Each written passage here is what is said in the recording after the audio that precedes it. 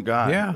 You know, whether you agree with him or don't. And there's a lot of stuff that I didn't agree with him on. That's Sure. fine. Sure. You're allowed to disagree with people without Right. celebrating the fact they got shot. But you can't disrespect his passion.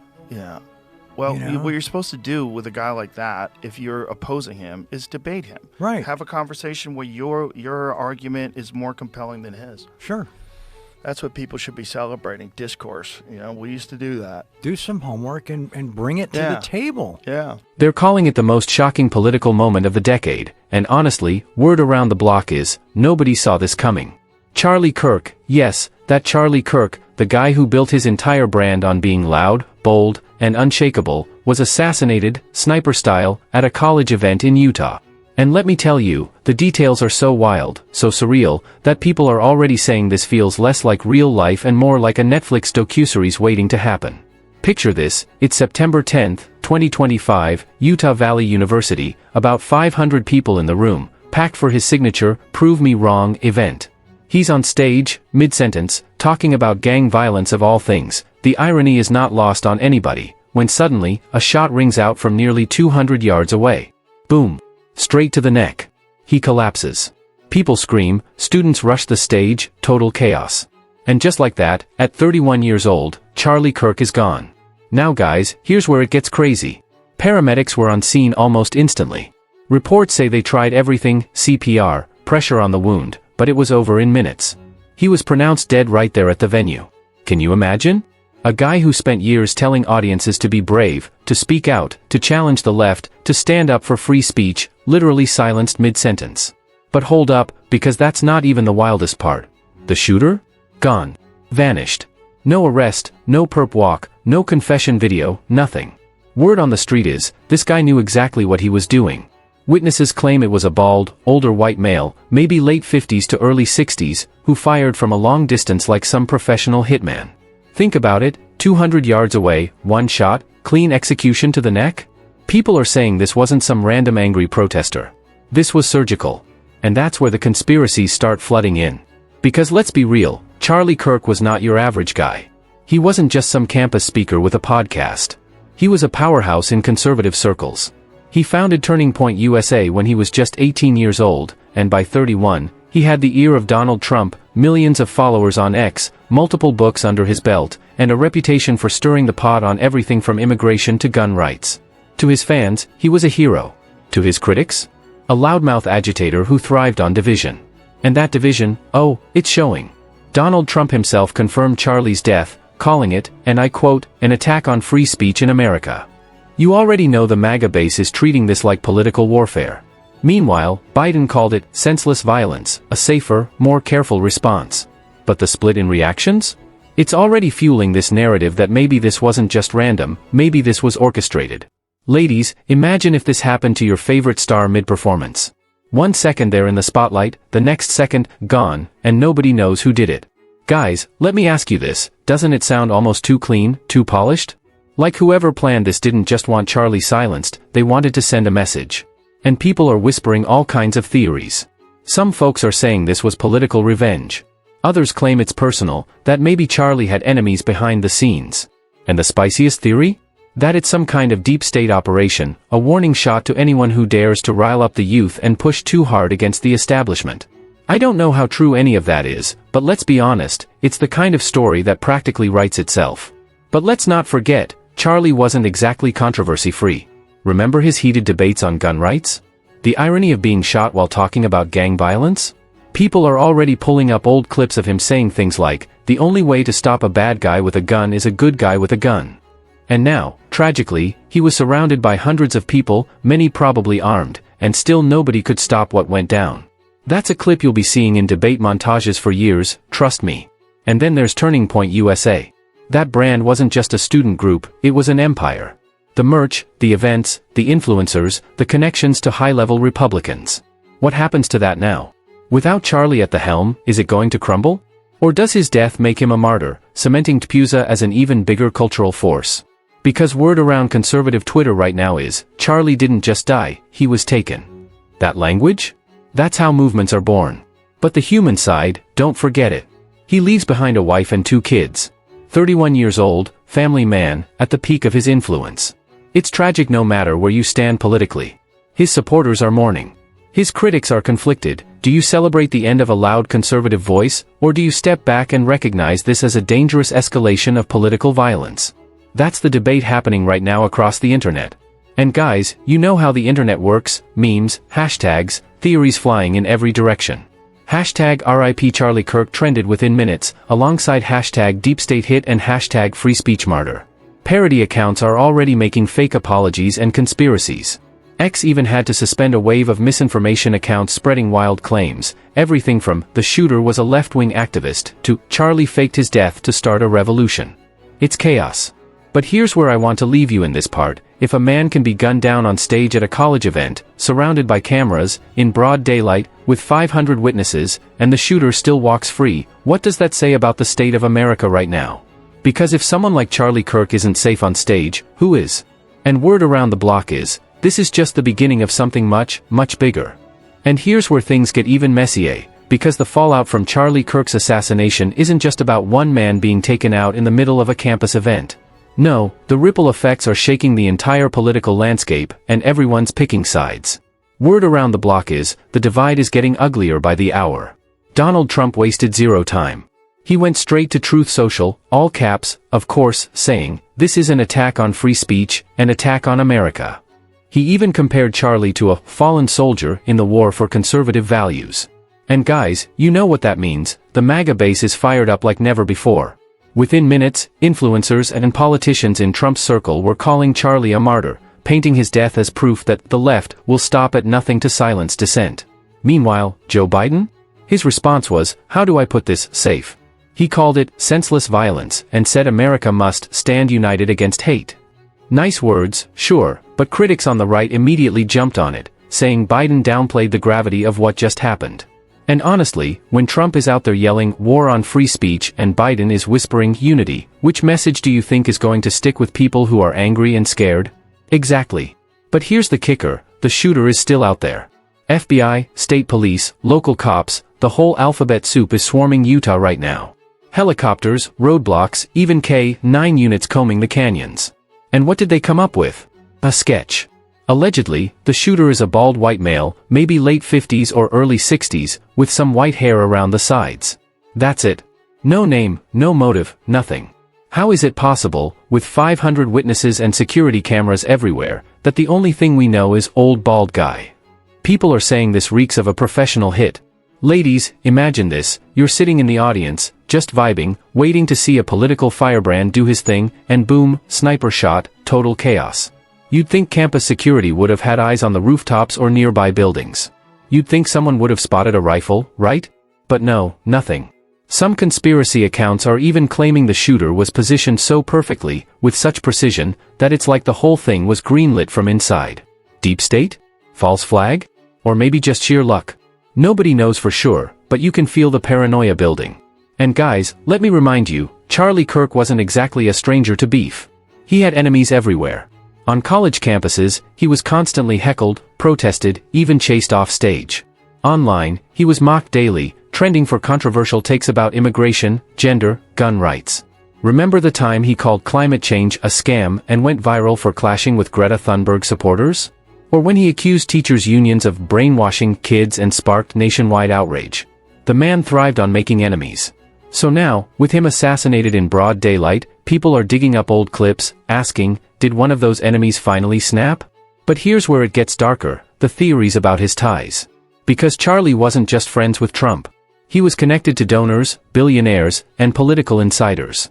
Some are whispering that his death isn't just about silencing a voice, but about sending a message to the entire conservative movement. Think about it: if Charlie can get taken out, who's next? Tucker Carlson? Ben Shapiro? Trump himself? The fear is real, and it's spreading. And let's talk about the internet, because oh my god, it's a circus. Within hours, hashtag RIP Charlie Kirk was trending, but so was hashtag Deep State Hit. Memes everywhere, some respectful, some brutal. Parody accounts pretending to be the shooter, fake videos claiming to show inside info, and even AI-generated conspiracies going viral. X had to suspend thousands of accounts in a single day because the disinformation spiral was out of control. And that just makes people trust the official story less. Because if the platforms are censoring, what are they hiding? At least, that's what people are saying. Now, don't forget the human angle in all of this. Charlie leaves behind a wife and 2 young kids. The man was only 31, barely getting started in his family life.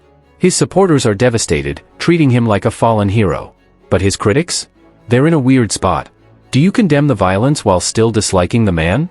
Or do you celebrate that one of the loudest conservative voices is gone? Social media is split right down the middle. And honestly, it's ugly. Here's something wild: protests are already erupting. In DC, New York, even outside Utah Valley University itself, people are marching, some in support of Charlie, demanding justice, others calling attention to gun violence in America, saying this is proof we need stricter laws. So now his death isn't just about him, it's about the Second Amendment, political rhetoric, cancel culture, everything. One bullet just cracked open every culture war in America. And speaking of cancel culture, think about this irony: Charlie spent years railing against what he called cancel culture tyranny. He said the left was destroying free speech, silencing people, ruining lives over one mistake. And now? He's the one silenced forever. It's almost poetic, in the darkest way possible. His critics are pointing that out, while his fans are doubling down, saying it proves he was right all along. But let's circle back to the shooter, because guys, here's the part that's really keeping people up at night. FBI sources leaked that the bullet trajectory was extremely precise, suggesting military or law enforcement training. If that's true, then we're not talking about some random unhinged protester. We're talking about someone with serious skill. And if that someone is still out there, what does that mean for future events? Will campuses even dare to host political debates anymore? Already, multiple universities are canceling conservative speakers this week, citing safety concerns. And just when you think it can't get crazier, whispers are circulating that the FBI isn't releasing everything they know.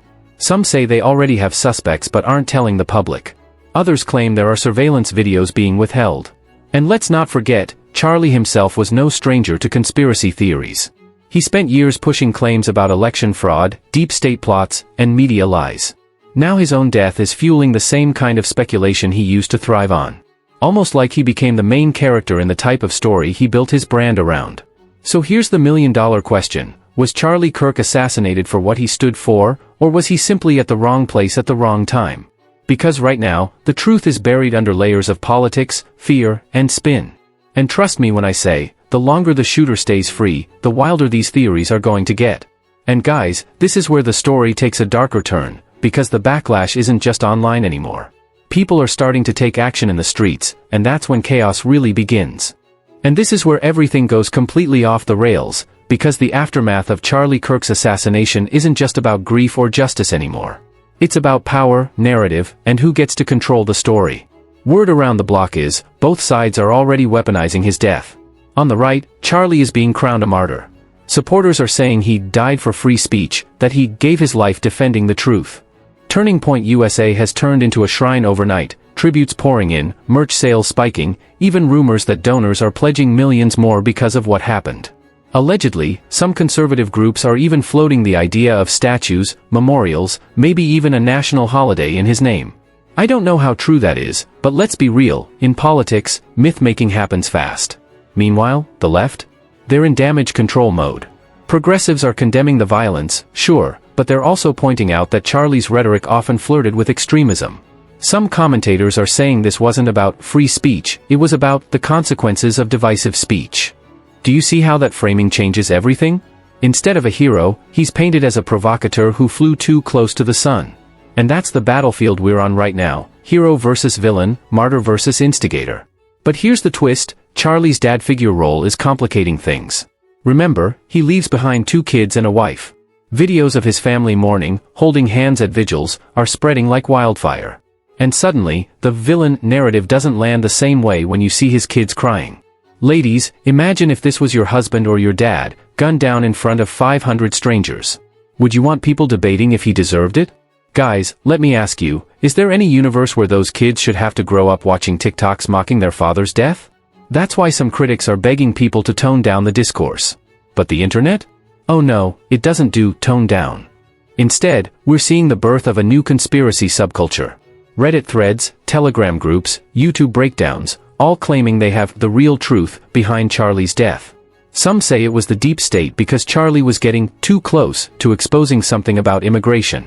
Others insist it was a foreign actor, maybe even Russia or China, trying to destabilize America.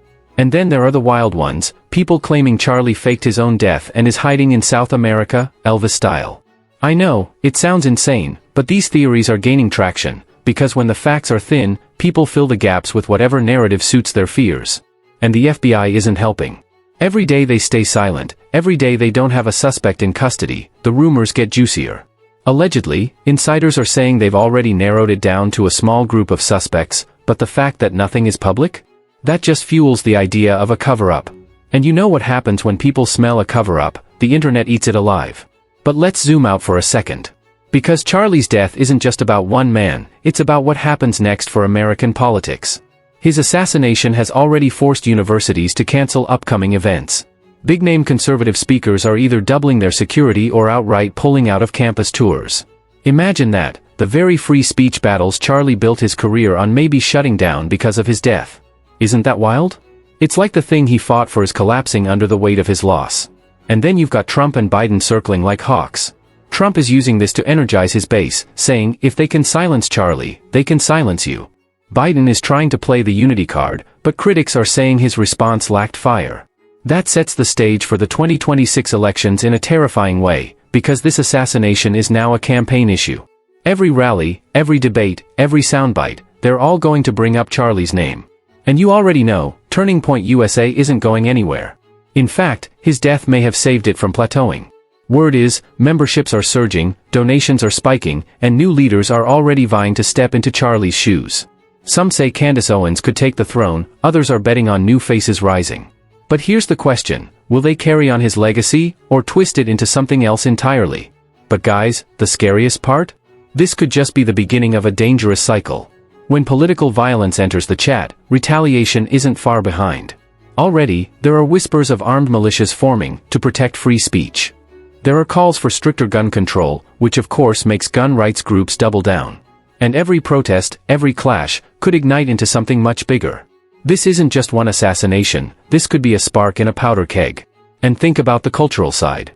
Charlie's assassination isn't just in the news, it's in memes, TikToks, podcasts, even late-night comedy skits. Some people are laughing, others are crying, but either way, it's everywhere. And when a tragedy becomes content, when grief turns into clout, you know we've crossed a line. Charlie's death has become entertainment, and that might be the most unsettling part of all. So here's where I'll leave you tonight, because trust me, this story isn't close to over. The shooter is still out there. The theories are multiplying. The political world is spinning. And every single day that passes, the mystery deepens. Did Charlie die because of what he believed, or because he was just a convenient target? Was this a lone wolf, or part of something bigger? And more importantly, who's next? Because if this can happen to Charlie Kirk, in broad daylight, in front of hundreds of people, then let's be real, nobody is safe. And trust me, this is just the beginning, and here's my hot take, this could just be the start of a cycle. You take out one big conservative voice, what happens next? Retaliation? Copycats? A domino effect where every controversial speaker becomes a target? That's the chilling part. Because if you thought America was divided before, trust me, this has the potential to rip the country apart in ways we've never seen. But I'll leave you with this, Charlie Kirk's name is already trending, the memes, the tributes, the fake news accounts, the conspiracy theories. His legacy is being rewritten in real time. Some will call him a martyr, some will call him a provocateur who flew too close to the sun. But either way, his story isn't over. Because until that shooter is caught, until the motive is clear, until the truth comes out, this assassination is going to haunt America. And trust me, this is just the beginning.